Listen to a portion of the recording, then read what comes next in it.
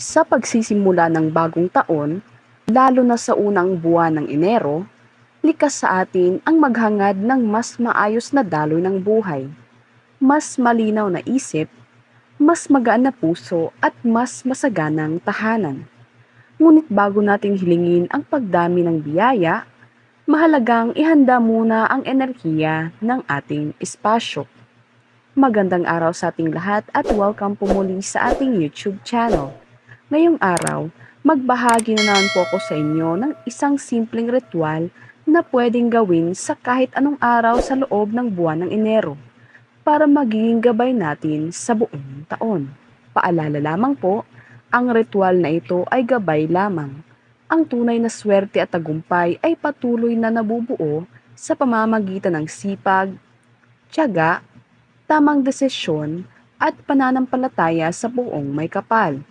Ang ritual ay hindi kapalit ng pagkilos, kundi paalala na sabayan ito ng mabuting gawain at positibong pananaw.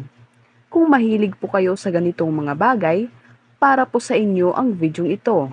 Ngunit kung sensitibo ka sa mga ganitong paksa, mag-next video na lamang po kayo.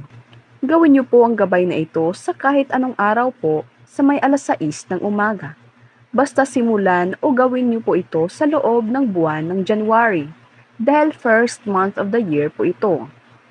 Maaari rin itong gawin sa araw na pakiramdam mo ay handa ka ng magtakda ng bagong intensyon para sa taon.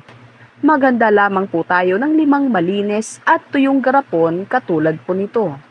Ngunit kung meron po kayong mga malalaking garapon, pwedeng-pwede na rin po iyong gamitin. Basta ay clear po yung sisidlan. Huminga ng malalim at ituon ang isip sa pasasalamat habang ginagawa po natin ang gabay. Sa bawat garapon, ilagay po ninyo ang tubig, asukal, bigas, bulak at saka asin. Pwede lang po kahit hindi magkasunod-sunod ang pagkakalagay, ang importante po ay kumpleto po itong 5 sangkap na ito. Una, punuin ng malinis na tubig ang unang garapon. Ang tubig ay sumasagisag sa buhay at daloy. Sa loob ng tahanan, ito ay paniniwalang humihigop at nagpapalitan ng enerhiya. Inaalis ang luma at pinapapasok ang bago. Ang tubig ay nagdadala ng kalinawan, emosyonal na balanse at tuloy-tuloy na biyaya. Sa ikalawang garapon, ilagay ang asukal. Ang asukal ay kumakatawan sa tamis ng buhay, maayos na relasyon, magaan na pakiramdam at masasayang balita. Sa enerhiya ng bahay, ito ay nag-aanyaya ng kabutihan, pagkakasundo at masayang atmosfera.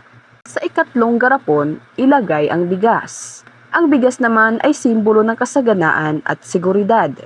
Hindi lamang ito pagkain, kundi paalala ng tuloy-tuloy na kabuhayan at hindi pagkukulang. Sa enerhiya ng tahanan, ito ay pinaniniwalaang nagbubukas ng pintuan sa sapat at patuloy na biyaya. Sa ikaapat naman na garapon, ilagay ang bulak. Ang bulak ay sagisag ng kapayapaan at ginhawa. Ito ay kumakatawan sa malinis na intensyon at banayad na enerhiya. Ang bulak sa loob ng bahay ay paniniwalang nagpapakalma ng tensyon at nagdadala ng payapang tulog at isipan. At sa panghuling garapon, ilagay ang asin. Dahil ang asin ang pinaka-importante at pinaka-powerful po na sangkap sa gabay na ito dahil ang asin ay kilalang pananggalang sa negatibong enerhiya. Ito ay simbolo ng proteksyon at purification. Ang pagkakaroon nito sa garapon ay paniniwalang naglilinis ng espasyo at naglalagay ng hangganan laban sa malas at bigat ng paligid. Pagkatapos mailagay ang lahat, ilagay ang 5 garapon na magkatabi. Tumahimik muna at banggitin sa sarili o ng pabulong ang intensyon. Pinipili kong punuin ang aming tahanan ng linis, kapayapaan, kasaganaan at magandang daloy ng enerhiya sa buong taong ito. Pagkatapos po ninyong masabi ang mga intensyon ninyo, maaari nyo na pong ipwesto ang 5 garapong ito sa may altar, sa ibabaw ng ref o sa ibabaw po ng inyong mga drawer.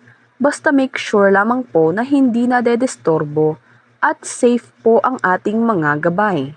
Paalala, maaari niyo pong gawin ang gabay na ito sa kahit anong araw po ng Enero. Ngunit yung oras po niya dapat gawin ay sa may 6:00 po ng umaga. At ipwesto po ninyo ito sa mga nabanggit na lugar na safe at hindi nadedisturbo. Ipwesto ito doon sa loob ng isang buong taon ng taong 2026. Paalala lamang pong muli, ang ritual na ito ay gabay lamang. Ang tunay na swerte at tagumpay ay patuloy na nabubuo sa pamamagitan ng sipag, tiyaga, tamang desisyon at pananampalataya sa Poong May Kapal. Ang ritual ay hindi kapalit ng pagkilos, kundi paalala na sabayan ito ng mabuting gawain at positibong pananaw. Maraming salamat po sa inyong panonood at sana po ay mayroon tayong natutunan sa video ito. Good luck, God bless at Happy New Year po sa ating lahat.